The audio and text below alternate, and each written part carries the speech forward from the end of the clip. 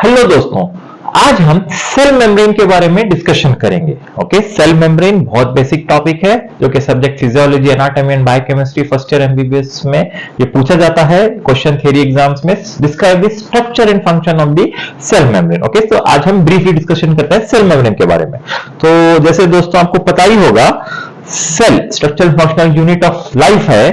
तो सेल के अतराफ का जो ये स्ट्रक्चर है सेल मेम्ब्रेन है, जिसको प्लाज्मा मेम्ब्रेन भी कहते हैं, जो कि सेपरेट करता है दो लिक्विड पार्ट्स को।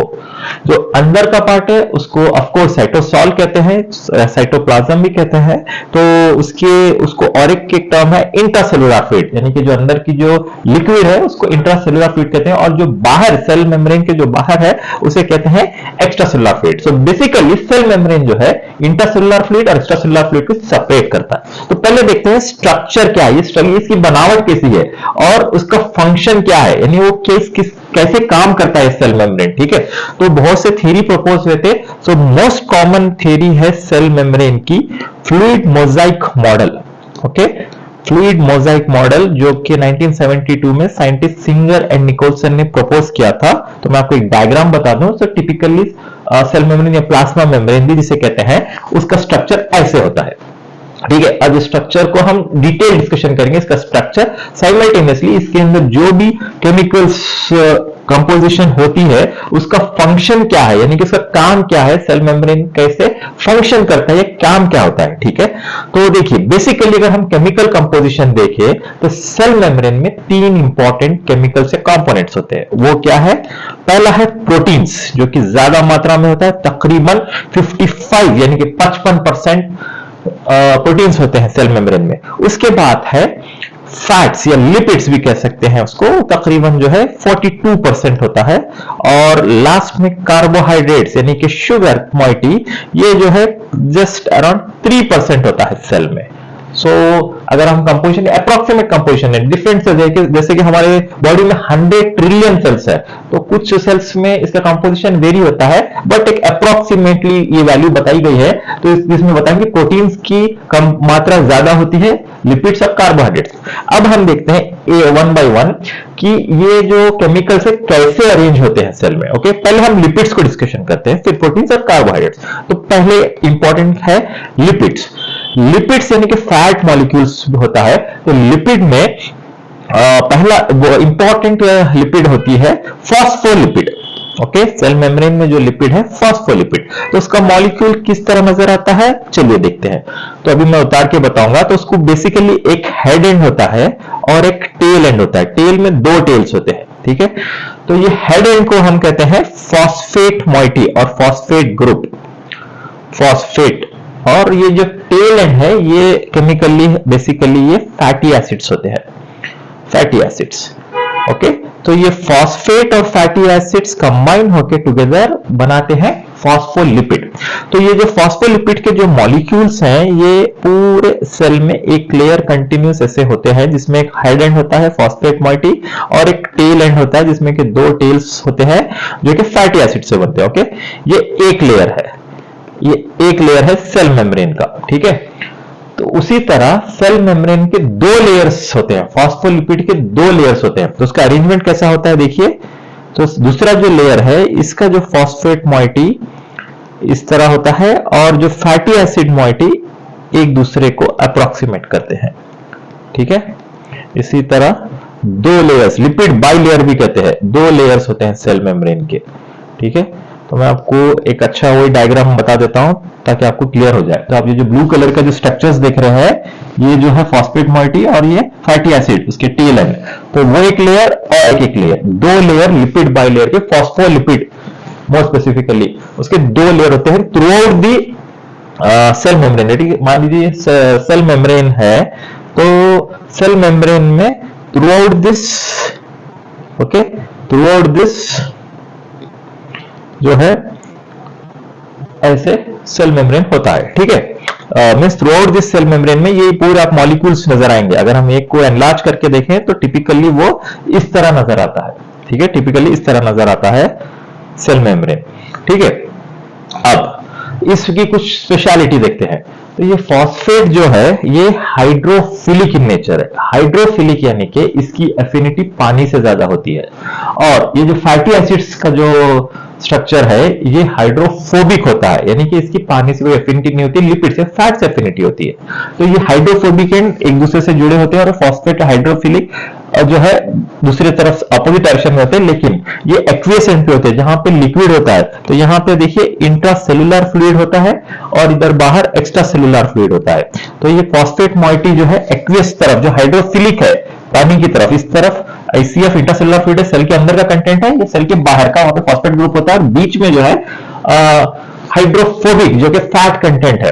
तो इसका फंक्शन क्या है? तो ये स्ट्रक्चर हमने फॉस्फोलिपिड का भी डिस्कशन किया है, तो इसका फंक्शन क्या है उसको जाने से पहले और एक इंपॉर्टेंट बात बता दूं आपको मैं। तो इसमें जो ये आउटर लेयर है और जो इनर लेयर है ये एग्जैक्टली सिमेट्रिकल नहीं है, एग्जैक्टली ये सिमेट्रिकल नहीं है। तो सिमेट्रिकल नहीं होने की वजह से ये इसके जो केमिकल कंपोजिशन है, आउटर लेयर का अलग होता है, इनर लेयर का अलग होता है। तो आउटर लेयर का जो इसमें जो फॉस्फोलिपिड्स होते हैं उसमें मोस्ट कॉमन है फॉस्फाटिडिल कोलिन, फॉस्फाटिडिल कोलिन, ओके। और एक इंपॉर्टेंट है स्पिंगोमाइलिन, स्पिंगोमाइलिन जो आउटर लेयर का है, ठीक है। और जो ICF की तरफ का जो ये लेयर है इसके अंदर भी जो कॉमनली जो फॉस्फोलिपिड्स जो बने होते हैं, दो इंपॉर्टेंट है वो फॉस्फाटिडिल सीरिन और फॉस्फाटिडिल इथेनोलामाइन। थोड़े से मुश्किल नाम है, ओके, बट कभी कभार MCQs में पूछा जाता है नीट या नेक्स्ट एग्जाम्स में। फॉस्फेटिडिल कोलिन स्पिंगोमाइलिन आउटर लेयर के फॉस्फोलिपिड्स हैं, ये इनर लेयर के हैं, ठीक है। अभी हमने डिस्कस किया लिपिड्स के बारे में। जो कॉमनेस्ट लिपिड है जो बाइलर होता है वो है फॉस्फोलिपिड। फॉस्फोलिपिड के अलावा और एक इंपॉर्टेंट लिपिड होता है जिसे हम कहते हैं कोलेस्ट्रॉल। सो कोलेस्ट्रॉल जो मॉलिक्यूल्स होते हैं ये फॉस्फोलिपिड्स के बीच में होते हैं, ऐसा है, ओके।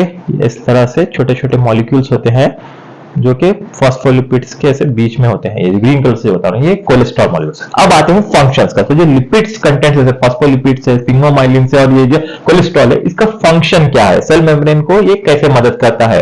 तो देखिए, तो ये जो लिपिड है बेसिकली लिपिड बाइलेयर है, ये सेलेक्टिवली परमिएबल मेम्ब्रेन है। तो इसमें जो डिफ्यूजन होता है, सब्सटेंसेस जो पास होते हैं सिर्फ जो लिपिड सॉल्युबल सब्सटेंसेस है जैसे कि ऑक्सीजन है, कार्बन डाइऑक्साइड है या अल्कोहल है, वो ही डिफ्यूज हो सकता है। So non lipid soluble substances जैसे कि बड़े मॉलिक्यूल्स है जैसे कि ग्लूकोज है, यूरिया है, वो ट्रांसमिट नहीं हो सकते, उसके लिए कुछ और एक्स्ट्रा स्ट्रक्चर चाहिए ट्रांसमिट होने के लिए।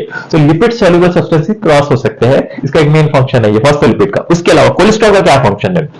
कोलेस्ट्रॉल जो है फ्लूइडिटी मेंटेन करता है, बहुत इंपॉर्टेंट टर्म है सेल मेम्ब्रेन से रिलेटेड, फ्लूइडिटी। अब ये फ्लूइडिटी क्या है? ठीक है, फ्लूइडिटी मतलब ये जो सेल मेम्ब्रेन है, सेल मेम्ब्रेन की जो दो लेयर्स हैं ये एक दूसरे को एग्जैक्टली स्टिक हुए नहीं है, यानी चिपके हुए नहीं है, ये एक के ऊपर एक ऐसे मूव हो सकते हैं। तो सेल्स को जो है डिफरेंट ब्लड वेसल्स में उसमें भी जाना होता है, या तो मूवेबल, इसकी जो सेल मेम्ब्रेन की जो स्ट्रक्चर है एक फ्लूइड नेचर है। तो इसमें जो मॉलिक्यूल्स है एक दूसरे के ऊपर ऐसे फ्रीली मूव हो सकते हैं और अपने साइज और शेप को थोड़ा बहुत एडजस्ट कर सकते हैं, तो वो प्रॉपर्टी फ्लूइडिटी। तो कोलेस्ट्रॉल जो हेल्प करता है फ्लूइडिटी मेंटेन करने के लिए। कैसे? अगर कोलेस्ट्रॉल कंटेंट ज्यादा हो तो फ्लूइडिटी कम हो जाती है। जैसे आप देख रहे हैं कोलेस्ट्रॉल मॉलिक्यूल्स बीचों में होते हैं, अगर कोलेस्ट्रॉल मॉलिक्यूल ज्यादा हो तो वो मूवमेंट जरा दोनों लेयर्स का थोड़ा सा रेस्ट्रिक्ट हो जाएगा। उसी तरह अगर कोलेस्ट्रॉल की मात्रा कम है तो फ्लूइडिटी बढ़ जाएगी, यानी आसानी से मॉलिक्यूल्स मूव हो सकते हैं, ठीक है। उसी तरह फ्लूइडिटी के लिए टेम्परेचर भी बहुत एक इंपॉर्टेंट चीज है। टेम्परेचर में अगर ज्यादा टेम्परेचर हो तो फ्लूइडिटी कम होगी, और अगर कम टेम्परेचर हो तो फ्लूइडिटी ज्यादा होगी, ठीक है। उसी तरह ये जो फैटी एसिड्स है उसमें भी दो प्रकार के होते हैं, saturated and unsaturated fatty acids. तो saturated and unsaturated fatty acid different type की, वो भी फ्लूइडिटी को अल्टर करते हैं, ठीक है। तो ये रहा लिपिड्स या फैट मॉलिक्यूल्स, जो कि तकरीबन लिपिड्स कितना प्रतिशत होता है? तकरीबन 42%, ओके, जिसमें से अराउंड 25% फॉस्फोलिपिड होता है, 13% कोलेस्ट्रॉल होते हैं और बाकी के अदर लिपिड्स होते हैं। फिर सेकेंड इंपॉर्टेंट कंपोजिशन है प्रोटीन्स, जो कि एक्चुअली वही मेजॉरिटी में होते हैं, तकरीबन 50 से 55%। तो प्रोटीन का जो पहले स्ट्रक्चर देखते हैं वो कैसे प्रेजेंट होते हैं। तो अभी हमने जैसे लिपिड का जो बाइलेयर, मेजॉरिटी ऑफ द वो सेल मेम्ब्रेन है लिपिड बाइलेयर है, तो उसका जो देखिए स्ट्रक्चर क्या है, उसमें जो है फॉस्फेट मोइटी होता है दोनों तरफ, आउटसाइड और इनसाइड दिस सेल मेम्ब्रेन के।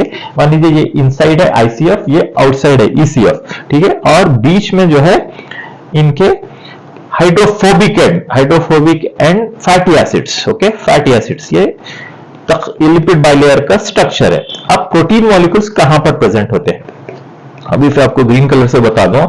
दो प्रकार के प्रोटीन होते हैं। एक बड़ा प्रोटीन होता है जो कि पूरे सेल मेम्ब्रेन को के थ्रू, यानी सेल मेम्ब्रेन की जितनी थिकनेस है पूरा उसमें ऑक्यूपाई हो जाता है और कनेक्ट करता है ईसीएफ और आईसीएफ को भी। एक एंड ईसीएफ की तरफ होता है बाहर की तरफ ईसीएफ, और एक एंड होता है आईसीएफ की तरफ, ठीक है।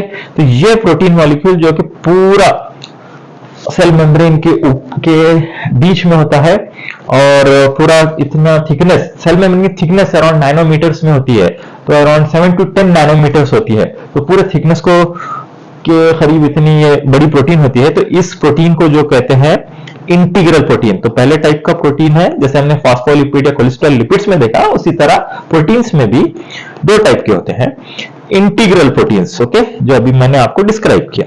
उसके अलावा बास प्रोटीन्स, छोटे छोटे प्रोटीन्स, या तो आउटसाइड सेल मेम्ब्रेन पे ऐसे लगे होते हैं लिपिड मॉलिक्यूल्स पे, या inside this cell membrane, okay. ये लूजली बॉन्ड होते हैं, टाइटली बॉन्ड नहीं होते हैं। तो इसको हम, ये टाइप के प्रोटीन्स को क्या कहते हैं, हम इन्हें कहते हैं, दूसरे टाइप ऑफ प्रोटीन्स है, इसे कहते हैं हम peripheral proteins, peripheral proteins. So integral protein, जिसको ट्रांस मेम्ब्रेन प्रोटीन्स भी कहते हैं, यानी कि पूरे मेम्ब्रेन में, ट्रांस मेम्ब्रेन के थ्रू ये प्रोटीन प्रेजेंट होते हैं। और ये पेरिफेरल प्रोटीन या तो बाहर या तो अंदर लूजली अटैच होते हैं। अब इनके फंक्शंस पे गौर करते हैं। तो मैं आपको स्ट्रक्चर भी बता रहा हूं, साइमल्टेनियसली इनके फंक्शंस भी पढ़ा रहा हूं। सो फंक्शंस ऑफ प्रोटीन्स क्या है, तो आप देखिए इंटीग्रल प्रोटीन्स के बारे में डिस्कशन करते हैं। इसके काफी फंक्शंस है, कुछ इंपॉर्टेंट आपके सामने हाईलाइट कर दूं। ये जो है it acts as a channel proteins कहते हैं। तो चैनल प्रोटीन्स क्या है, तो देखिए जैसे कि ये प्रोटीन है, सेल मेम्ब्रेन के थ्रू क्रॉस या पूरा ट्रांस मेम्ब्रेन स्ट्रक्चर है, तो एक चैनल की तरह भी एक समटाइम्स एक्ट होते हैं। देखिए जैसे ये चैनल है, ठीक है, इसके थ्रू कुछ सब्सटेंसेस जो है पास हो सकते हैं थ्रू चैनल, अंदर से बाहर या बाहर से अंदर। जैसे कि वाटर सॉल्युबल सब्सटेंसेस है जो कि ये सेल मेम्ब्रेन के बीच में से नहीं जा सकते, तो ये प्रोटीन के जरिए वो एक चैनल की तरह एक्ट करते हैं समटाइम्स। तो उस चैनल के थ्रू कुछ सब्सटेंसेस वाटर से क्रॉस हो सकते हैं, उसको चैनल प्रोटीन्स कहते हैं।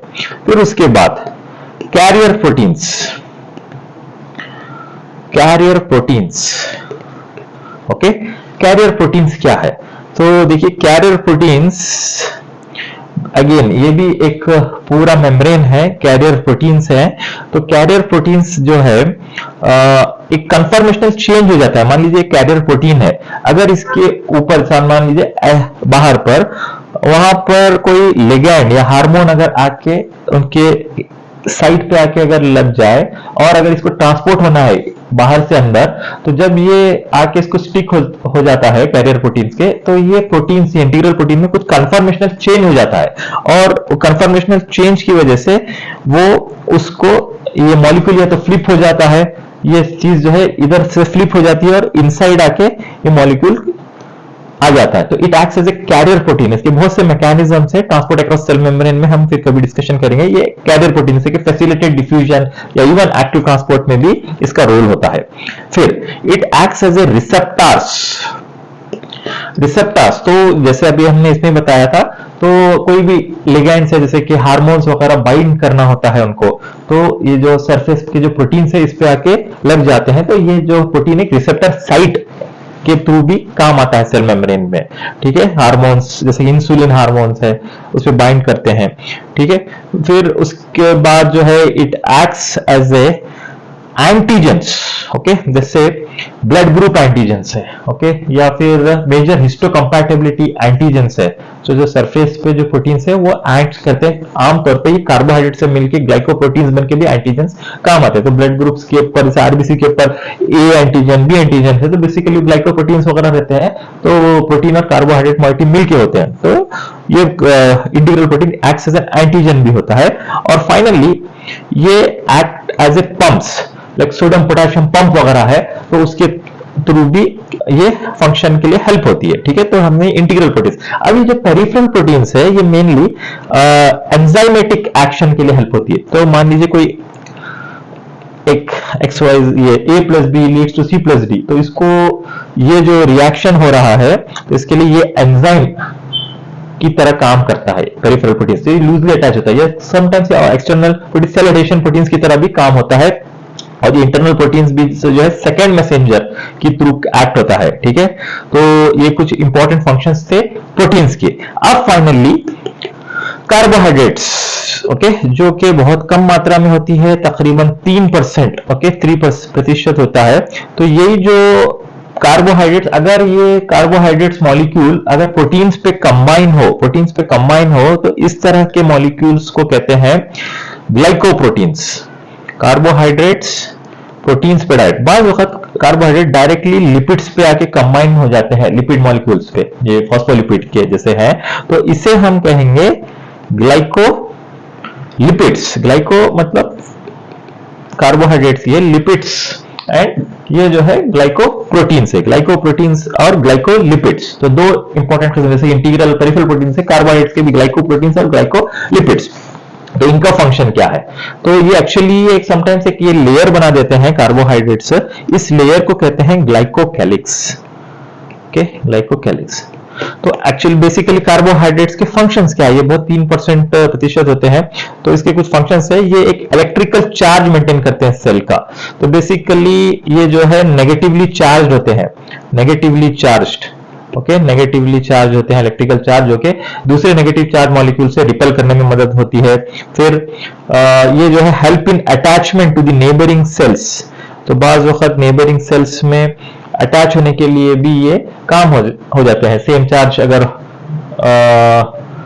हो तो रिपेल हो जाएगा, बट जो दूसरा ऑपोजिट चार्ज है तो वो अटैचमेंट के लिए भी इस्तेमाल हो सकते हैं बाज़ वक़्त, ये ग्लाइकोकैलिक्स लेयर और कार्बोहाइड्रेट का। और sometimes it acts as an receptors भी, रिसेप्टर साइट्स, बेसिक दूसरे बहुत से हार्मोन्स या लिगेंड जो बाइंड करते हैं वो रिसेप्टर साइट्स के लिए होते हैं। तो हमने डिस्कशन किया अभी सेल मेम्ब्रेन का composition and function. So basically it consist of lipids, proteins and fats. Lipids ये फास्फोलिपिड है, बीच में कोलेस्ट्रॉल मॉलिक्यूल्स से स्पिंगोमाइलिन्स भी होते हैं, दो लेयर होती है, इसकी फास्फेट और फैटी एसिड होती है। प्रोटीन्स में दो प्रकार के होते हैं, इंटीग्रल प्रोटीन्स और पेरिफेरल प्रोटीन। ये जो बड़े पिंक कलर के जो स्ट्रक्चर देखें ट्रांसमेम्ब्रेन प्रोटीन, ये इंटीग्रल प्रोटीन्स होते हैं। और जो पेरिफेरल में प्रोटीन्स होते हैं वो पेरिफेरल प्रोटीन्स होते हैं, चाहे तो आउटसाइड या इनर मेम्ब्रेन में लगे होते हैं। और इसी तरह कार्बोहाइड्रेट्स भी प्रेजेंट होते हैं, ग्लाइकोलिपिड्स या ग्लाइकोप्रोटीन्स। ओके, तो ये था सेल मेम्ब्रेन के बारे में ब्रीफ डिस्कशन। अगर आपको हमारा लेक्चर पसंद आया है तो प्लीज लाइक करिएगा, शेयर करिएगा हमारे चैनल को।